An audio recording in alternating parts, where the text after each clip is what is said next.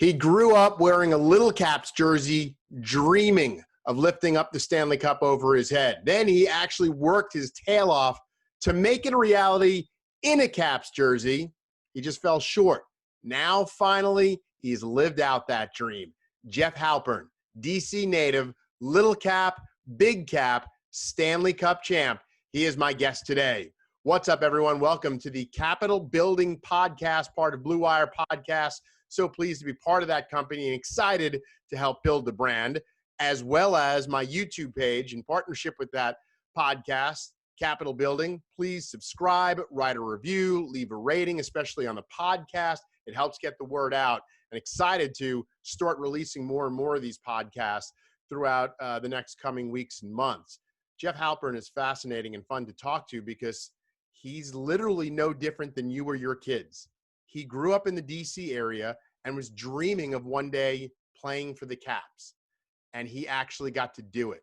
Imagine that. And he has a great story coming up of where he was and what he was doing when Pat LaFontaine scored that goal in the Easter epic to beat the Caps, and how he once kind of threw that in Bob Mason's face. And you will hear that did not go well. But he went through all of that as a fan, just like every other Caps fan. He just got to actually graduate from the Little Caps and become a Washington Capitals player, and just never got to lift the Stanley Cup above his head. And that is, the ultimate. And that's what every little player dreams about doing one day. But he did get to live out the dream as an assistant coach now at the Tampa Bay Lightning. And I compared that for him. I compared it to the 2017 disappointment for the Caps, losing to the Penguins again, and then coming back and having to get over that. And it was that period was a dark, tough time in Caps history, more so than people on the outside ever had any idea. And Tampa went through that. All these playoff disappointments for the Lightning of this kind of core group leading up to the sweep by Columbus. And then the fallout, where, as he'll hear him say, they all knew that the pressure was on, that jobs were on the line. And it's actually pretty funny because he talked about just flat out avoiding the GM, the ownership, just not answering phone calls. And I think, again, anyone can relate to that, right? When your boss calls and it's because you did not live up to expectations or what was expected of you that day, I don't want any part of that. I'll listen to the voicemail and I will deal with that later.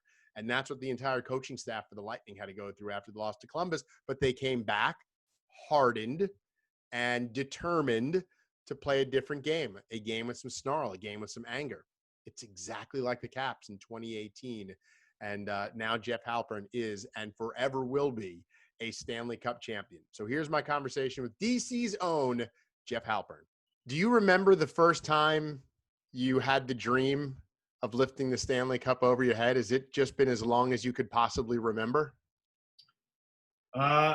Yeah, I would say, I know I had like a toy Stanley Cup I got in some sort of hockey game set. And, but I think any hockey player, it's like you get the little trophy at the, at the Christmas tournament. And then, so obviously that's the biggest dream.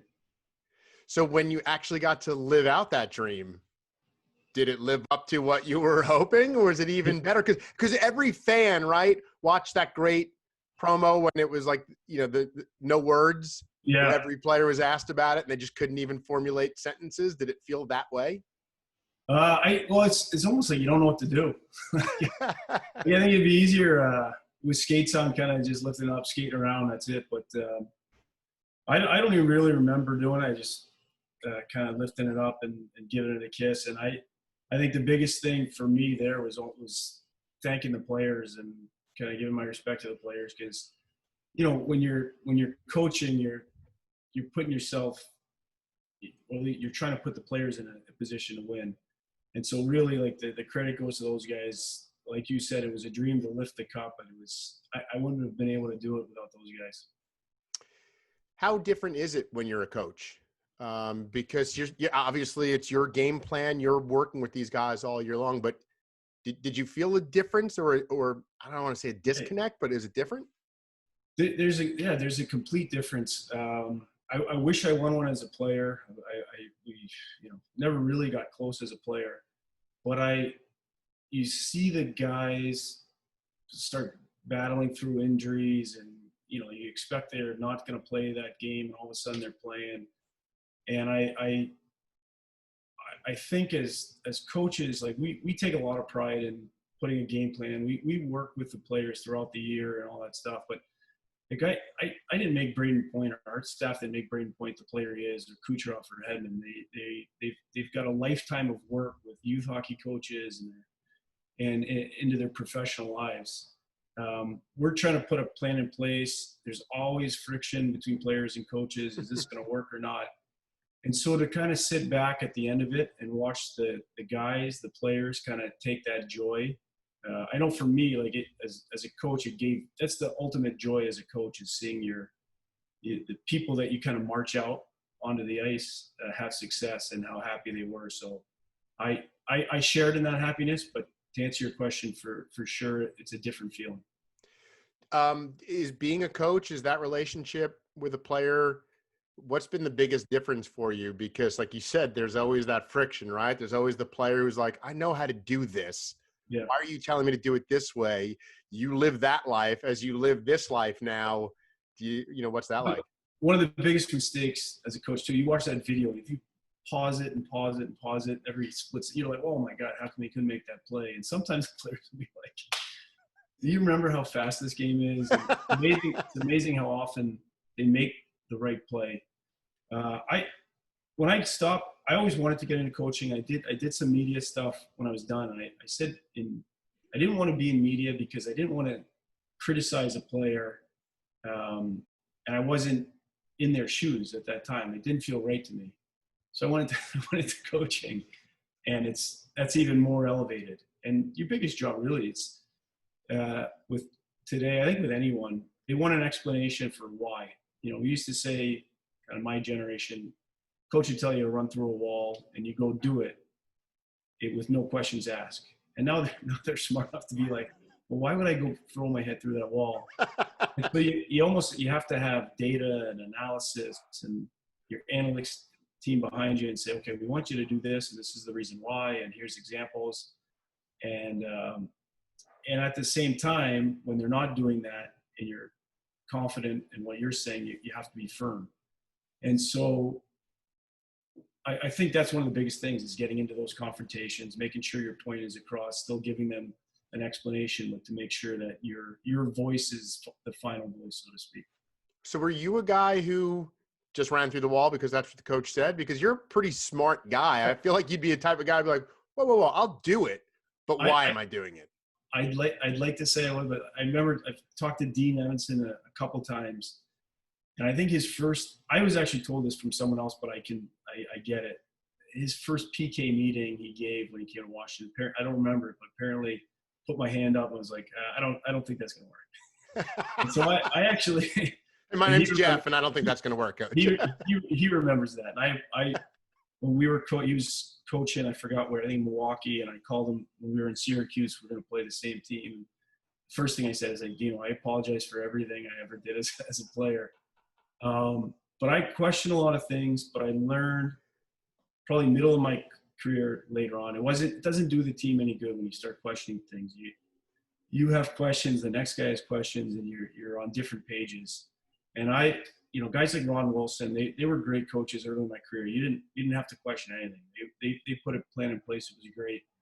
And but that was in me early on. As I got older, I said, just shut up and go try to run through the wall again.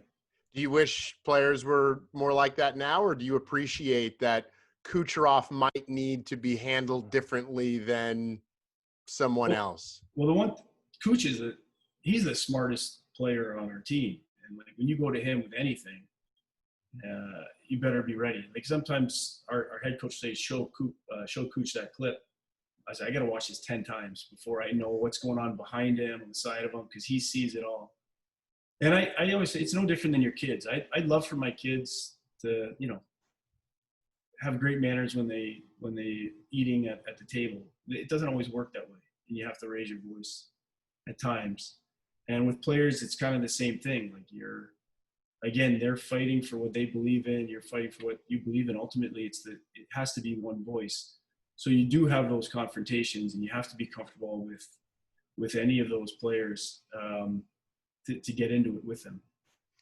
You know, it's funny the way you guys went about this, because it's very similar to the Caps. The Caps loss in 2017 to Pittsburgh, they came back they were dangerously close to splintering apart. That was the low point, I think, of all the disappointments that they had to get over. And, you know, revisionist history for Caps fans, they forget how close Barry Trotz came to getting fired a couple of times during that 2018 run, because he was letting them sort of heal. You guys were coming off this kind of major embarrassment in the playoffs last year, and then came back with this renewed sense of like, we've got to commit to doing this the right way, or we're going to end up falling short again. Did you see the maturation of swallowing that embarrassment, that disappointment, and sort of building towards, okay, we've learned the hardest lesson now it's time to utilize it? I think we did. I know when we came back for training camp, even as a coaching staff, we said, okay, we're not going to talk about the Columbus series. We're going to move on. We're going to turn the page. And we must have talked about it 50 times in the first day. We're not going to talk about the Columbus series, but do you remember this and that? And I think, like the player, it scarred our coaching staff and the players. Like, you can say, yeah, we're going to get over it, but I can look back on it now. We were not over it. And we actually started the season, we limped into the season a little bit. Like, we weren't a really strong team. And I think it was, we went to Sweden, and it was mostly the guys, and they'll point to that trip. But if not more than anything, like that group, especially with the new guys, with Pat Maroon, Kevin Shattenkirk, and some of those guys, they started gelling as a group. We had a little bit more of a snarl coming out of that. Like, the guys looked up to their big brother, so to speak, like Luke Shen and Maroon. All of a sudden, they were going into games, especially against the Caps, who's a physical, tough team, and I think they were starting to get real proud of matching up against those type of teams and being able to stand their ground. And that, I think, from that trip, the identity of our team changed from the year before, and it started to take shape. And so there's not a moment where I could say, hey, we were over that Columbus series. It just started gradually happening. It jump started from that Sweden trip, and it went from there. And I wasn't in that Washington locker room, obviously, in 2018 or following, until they played Tampa in the conference finals. But from afar, like that team, you felt the same thing. Like, when they got over that hump against Pittsburgh, they were rolling, and they were a machine. And I think there are a lot of similarities. And there was also a feeling, and I've heard, the stories came out afterwards, of they were pissed off too. Like, they were like, it ends this year. Like, we're done losing to Pittsburgh. We're done making the excuses. We've got to play with that snarl, because the Caps sort of had the same reputation that the Lightning had. It's all talent, and it's all on the perimeters, and we're just going to score more goals and out-talent you guys. And that doesn't ultimately win. Alan May always used to say, like, if you're going to try and win a cup playing on the outside and playing pretty hockey, we're all going to be sitting by the bar talking about the Stanley Cup final together, not covering it. So there wasn't that moment where they got over, but when did you realize this is the brand of hockey? They're pissed off enough now that they're ready to commit to the right game.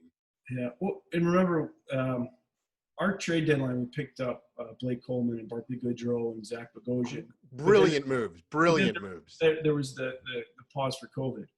And so you look back at that 2018 team, like Ovi's really the leader of that team in every way. And when he starts running guys over, you can see teams get excited. Everybody's got a little bully in them. And when you've got the biggest kid on the playground, you stand up, you get a little bit tougher. And so I think they embrace that identity, the Caps. They could beat you on the scoreboard, and if not, they were going to beat you up physically. And so going into this playoffs, we had a round robin game against Washington. That was a really good game. That was a physical game, some fights, and we looked at that game as okay, we're going to see Washington down the line, and that was a really good game for us because of how we match up physically against everyone. And that matchup never happened. When we played Boston in the second round, guys like Coleman and Goodrow and Yanni Gore and those guys, Maroon, we made it our game plan to try to hit Boston as much as possible, get pucks behind their D, and you could see even the skill guys, they wanted to be a part of it. They loved seeing it. They loved how much we were wearing Boston down. And I think from that series, from the beginning of that series on, that became our team's identity. We were going to score goals, but we were going to physically wear teams down at the same time. It's so funny, right? How when you always think back, because you think back to again, and we're relating this to the Caps a lot, but Devontae Smith-Pelly, Lars Eller, Brett Connolly, those were the guys that, Chandler Stevenson made a big play that on any cup run, generally, I feel like teams end up talking about the Barclay Goodrows and the Pat Maroons and those guys almost more than the superstars, because superstars are always going to be the superstars. But if you don't get that third and fourth line contribution from those guys who are willing to go into a corner and win a puck when it seems unwinnable, and it's the same plot line, it seems like every single year. It's amazing. I always tell a story when Jordan Tutu used to be on the ice. Like, all of a sudden he was killing guys. And then Nashville, they made a big mistake. They started giving out these whistles. So when Tutu would go on the ice, they blow the whistles.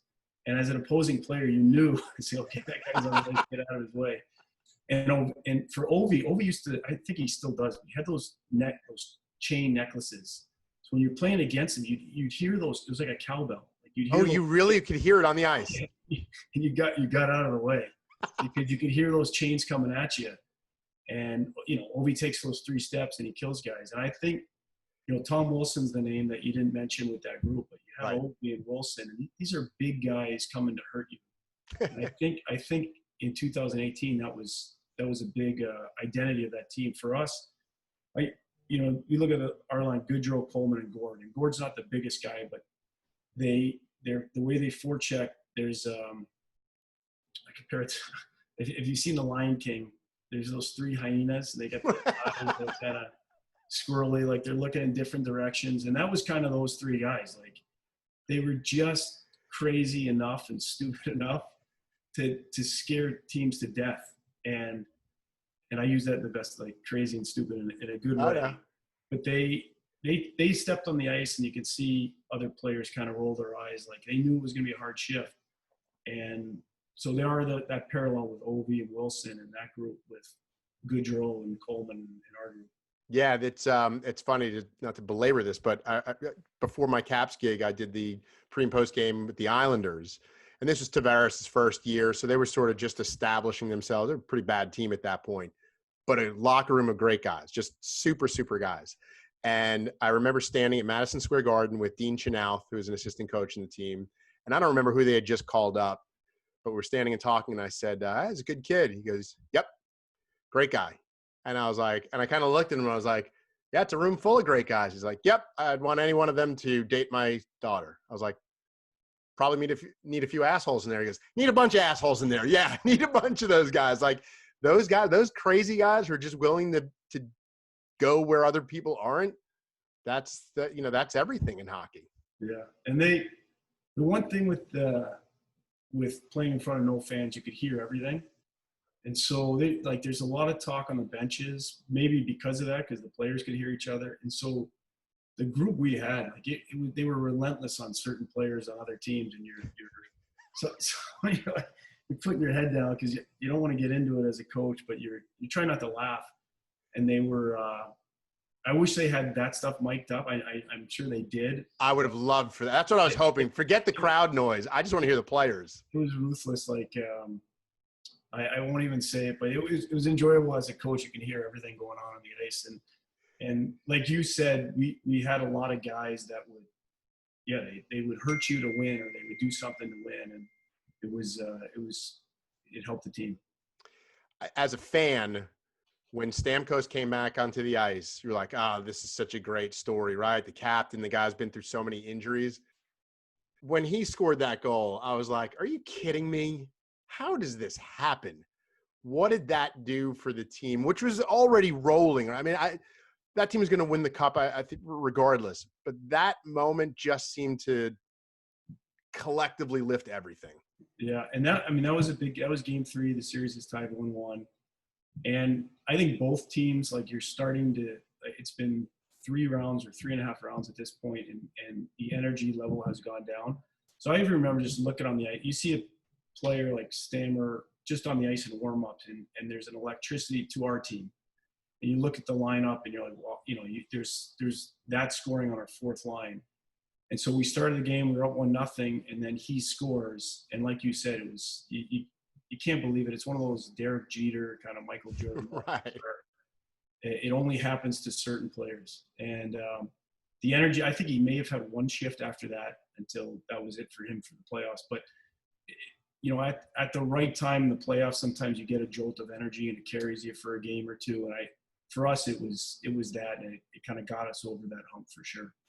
Was it hard without the fans and without the, either you're going to build off the excitement of a goal because of the fan energy in the building if you're at home, or you guys pride yourselves on shutting up a fan base when you're on the road. Was it hard did you sense it was hard for players to manufacture, or is it? No, yeah, I didn't at all, because the first game of the playoffs was the Rangers-Carolina in that round robin game. And so we were kind of, we got to that Toronto bubble. I think guys have talked, it was almost like a convention of those 5 teams that were there. Just, they had the round robin, but they were waiting for the playoffs. So you turn on the Rangers Carolina, there was fights right away. There was hitting right away. And you realize it. And so our game was no different. We started against, Boston, Washington, Philly. We had some really good games in that Washington game was one of the best of the whole playoffs as far as the atmosphere. And you didn't notice it. They did a good job with the music and pumping in noise. And I think the initial playoff, or whatever it was, right away the guys were excited about playing. Were you concerned, though, as a coach before about could guys, get going on their own? Yeah. And we simulated 3 games in Tampa before we left. Like we had a nighttime game with music, and I thought it went well, but you could see where it may have fallen flat. For whatever reason, the stage that the NHL built, like the visuals of it, the noise, it felt like a playoff atmosphere.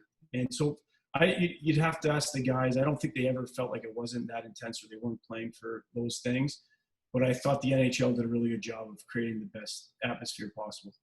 I heard a couple of stories, mainly on the Spit and Chicklets podcast, about those, the kind of country club guys were hanging out together, which sounded awesome because these guys never get to sort of hang out in a big place like that. As a coach, was there any concern where you're like, guys, stop hanging out with the Caps and by the pool? And I heard Maroon and Ovi were like having a weigh off to see who was heavier, and no, but focus. We'll do you could do the research. I won't call anyone out, but we had one player that was friendly with Yaroslav Halak, and he wasn't playing. He was hurt, and we didn't know until after the fact, but he basically made it his job to make sure Halak was having a good time the whole time in the playoffs. And so like there's time to fill, and there's only so much you can do. And that Toronto hotel was actually a beautiful hotel, but it was, some of the guys were able to hang out with other players on other teams, and there's a little bit of a nudge done, make sure this guy's having a really good time. So there was a little of that. Again, going back to that 2018 year with the Caps, Barry Trotz was in trouble a couple of times. Like, as broadcasters, we were told, don't get too far away if we need to have an emergency broadcast here. I don't know how close, what you hear in the media and the rumors or whatever, but the pressure had to be on John Cooper and the staff, and, a number of years of not getting there. When does the seat start getting hot? I don't want to get into, did you guys feel it, but how much pressure did you guys carry yourselves, and what makes him, he's a unique dude. He's doesn't come across as the traditional NHL coach. So what makes him such an effective head coach? Well, for him, I think his confidence, or like his connection with the players, the team kind of carries that onto the ice. So he walks in the rink every day. He's full of confidence. he's full of a certain swagger, and the team carries over on that. I think going to your point, the one time I have not seen him have that was after obviously we lost against Columbus, and our general manager came in. Steve Yzerman was still, I think he'd stepped into an assistant general manager role at that time. But when they came in the room, including all of us coaches, you almost had that like dead man walking, and you're always proud of whatever work you're doing, whether you're a chef and you put out food or whatever, a podcast, and if it doesn't look good and your critics come in the room, it's an uncomfortable feeling. We all had it. You try not to pick up your phone at times, those next couple of weeks and so I'm sure there was discussion on what to do. But I think if anyone was going to kind of pick himself up from that, it would be Coop and his confidence that he showed. And again, I don't know if it was completely there at the beginning of the year, but him and the team kind of picked up steam as we went and going into the playoffs. So you've been a part of this organization. You played there. You've been coaching there now. What is it that's made it? Because you would not expect an NHL team in Tampa to be this sort of a model franchise for this long. How and why has it become such a well-run organization and a respected organization? Yeah. The ownership's great. I never played under Jeff Innick. The ownership's great, and I don't mean it in the sense of like he just signs the checks and stays out of it. He cares a lot about the team, but he cares a lot about the community. He donates like $50,000 a game. Does a ton of charity work, and so the community programs that he's helped develop, the hockey programs, the charitable groups, it's just kind of built our team and our brand in the community. And I think the community responds because of it. And youth hockey's grown.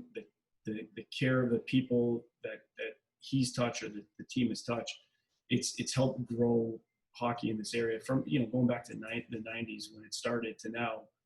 It's developed that base and it's kind of taken steam with this ownership.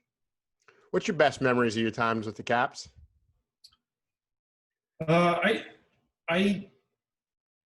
I think there's a lot of good moments. My best memories really kind of something I'm proud of. My dad worked down the street from the I don't know what it was called, that Verizon Center at that point. But to be able to play an NHL game, look up, see your parents. When my sister was in town, to see her, that's a pretty special feeling. And not, a lot of times it's looking at it from the bench. But I got good after a while. Like I could look at my dad on the bench and without even moving, kind of talk to him. And that's pretty cool to be able to share something you grew up your whole life with your parents and your sister.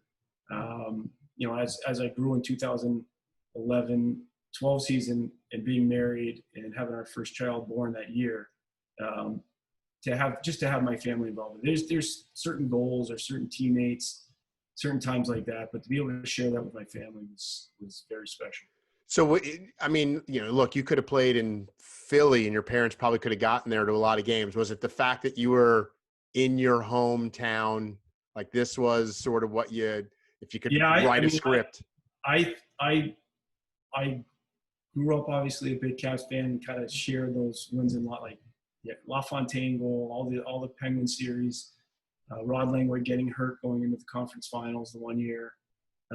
Wait, do you remember where you were, what you were doing when the LaFontaine goal? I was at a hockey tournament in Phoenix, Arizona with they're called the Americans at the time, but now the Little Caps. And I remember we had a million things to do, or at least to sightsee. We were going to go to the Grand Canyon, I think, that day. But the game went so long, we just stayed in the room and watched until the end. And I saw Bob Mason years later, and I regret saying it to him. But somebody introduced me to him. I said, "Oh man, you couldn't stop that shot." And I don't think I was the first guy to say that to him. I don't think he appreciated it. Did you see a look in his eye? You're like, "Oh no, he might punch me right now." Yeah, there's another one. But I thought when I got to watch, I was like, "Okay, I'll reverse this and be part of a team that wins it." and we played Pittsburgh my first year. We had an unreal team. I think we lost 8-0 in game 1. So I was like, that didn't go as planned. But I took a lot of pride playing for the Caps, both stints. It was a team I grew up with. And I think when you first start playing, like the older guys that you meet, you're part of that organization. Seeing younger guys like Brian Southerby, Steve Eminger, Brian Woolsey are still guys that I talk to all the time. And to be part of that community, or like that alumni and that organization, it meant a lot to me. I wish I could have won a cup as a player there, but it did mean a lot to me. So did it mean a lot to you? Because now you're the coach, and your allegiance is to your franchise that's paying you and supporting your family. But you're still a guy. You're still a fan. How happy were you for the organization in 2018? Well, I have to not happy at all, because people even that series, Tampa, Washington, say, aren't you happy Caps won? I said, no, I worked for Tampa. Like these are the guys some of the guys that I've coached in Syracuse and organization. And I even said as a player, as soon as I left the first time as a player, like I never sat in my room and said, rooting for the Caps while I played for Dallas or Tampa or LA. So now it's kind of full allegiance to Tampa. Like I reached out to John Carlson and Backstrom and Ovechkin and those guys that I played with when they won to congratulate them. But I didn't feel a part of that. That wasn't my team anymore. And so I thought it was neat. Probably a lot of jealousy. Seeing the parade in Washington was an amazing thing, and it was like out of a movie. But it's kind of you move on. Do you want to be a head coach next? What's the realistic sort of time frame that you want to do that? Yeah, I would like to be a head coach. There's never a path on how to do it, obviously, at what level to start off or kind of when to go that route. But it is something I would love to do. What is it about coaching that you love so much? I've always liked the teaching part of it. So a lot of it has to do with the work done away from the games and in practice and kind of in the video room and the relationships you have with the players. I think the biggest thrills I get is you work on something, whether it's individually or with a group like the power player or the whole team. And when that person or group has success and you feel like you're responsible in some ways, not entirely, but when you feel like you've helped someone achieve their goal, there's a lot of satisfaction in that. I love the puzzle of the game, the puzzle of the strategy. To me, that keeps a lot of those competitive feelings alive. And so a combination of all those things. I'll let you go. One or two more questions here, but the Caps won, right? And the black cloud, the black cloud that has hovered over DC for a long time since the Redskins won back in the early 90s. The Caps won, the Nats won, the Mystics won. All of a sudden, we were calling it the District of Champions. It was pretty amazing here. Tom Brady gets to town. The Bucks become relevant. The Lightning win the Stanley Cup. The Rays are in the World Series. How the hell did Tampa become the home of champions? What's it like in the city? I know. Well, they got a T-shirt for everything now. So I don't know if they had that in 2018. But there's a T-shirt for every player and every team. And it's too bad that the world is going through this. And it's too bad that these sports teams are doing as well as they are for the city of Tampa, because not just economically, but just we had the parade, our boat parade, and if you saw that at all, I was shocked at just seeing people out. And I know you don't see people watching the games at home and understanding what it means to them. So to see people sharing that, it's an unbelievable feeling. I wish the baseball community and the football community and the hockey could all share in what's going on right now, and I know at some point it will get to that. But at the same time, it gives this town a lot of joy, and I think we're out. Florida's out and about a little bit more than the Northeast, so correct. Still enjoying it in some of those public spaces, but I think the town is enjoying it. I know that I guess as a coach, you're waiting to hear, but what do you think is realistically a good starting date? Do you think it could be January 1? If not, what do you hope that next season brings? It seems like it would have to be truncated. We don't know about bubbles. Like, how would you hope to see, other than return to reality? What are you hoping for next season? Yeah, well, I mean, I think that's just, I'm hoping for a season and something to set up a playoffs. You look at 2012-13, basically the lockout year. We started in middle of January, 48 game season, I think, at that point in the playoffs. So I think the NHL has done a good job already with this, and they're working to do something similar or longer than that. And I think they'll be able to do it, which, you don't think about 2013 when Chicago won it as a different year. You just, a different circumstances that led to a playoffs.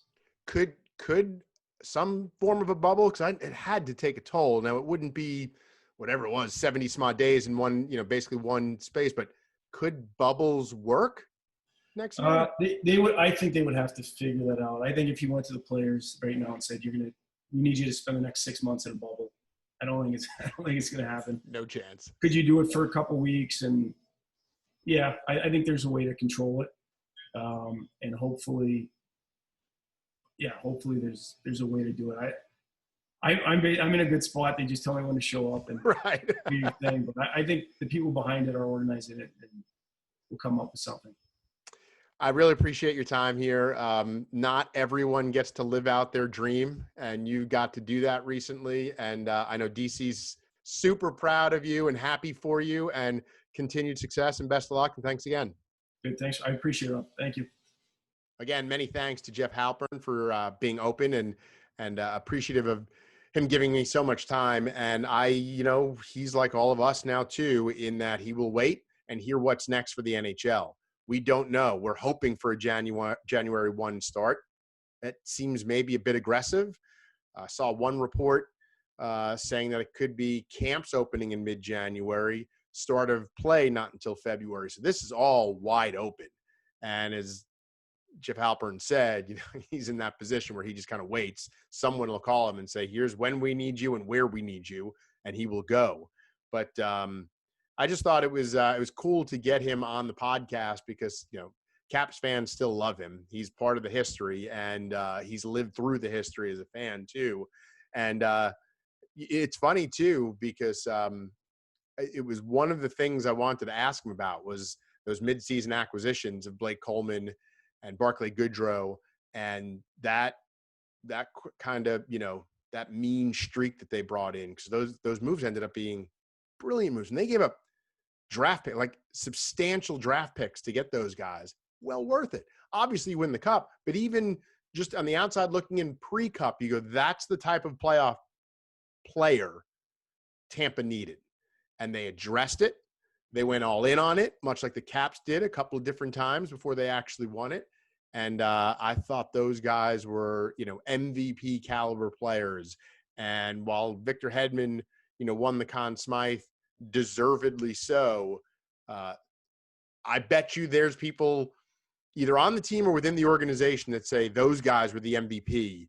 They didn't win the Conn Smythe, but they were the MVPs of that Stanley Cup run and he quickly pointed it out without me ever asking how important they were. And, we know here with the Caps how important those role players were, because the stars are going to produce to whatever level. Ovi's always produced in the playoffs. Generally, Backstrom has done the same. Oshie has done the same. They just never got any production from anywhere else pre-Cup. Then the Cup year, they got production up and down the lineup. That's what Tampa finally got. And now, as a result, I think a really good head coach. It's just like Barry Trotz again. I think John Cooper is going to get all the accolades he deserves. That's a great coach who probably would have been fired if they fell short of the Stanley Cup this year, just like Barry Trotz. Now, not in the last year of a contract. Halpern's not the coach in waiting like Todd Reirden was. But if the situation were the same, it would be tough, because he was definitely on the hot seat because of playoff failures. And, now they get it done. And congratulations to Jeff Halpern. So again, whether it's on the YouTube page or here on the podcast, please subscribe, write a review, leave a rating, send a message. I always try and respond to whatever message comes through on Twitter, on the YouTube page, the podcast. I love the interaction between fans, and that's why I'm excited about this podcast and excited to be part of Blue Wire. It's a great business, and really proud to be in partnership with them now. So again, subscribe, leave a rating, write a review. Go do it now. As this podcast is wrapping up, go do it. Write a review right now and subscribe, and then tell a friend. Looking forward to the next episode. We will talk again. Let's go, Caps.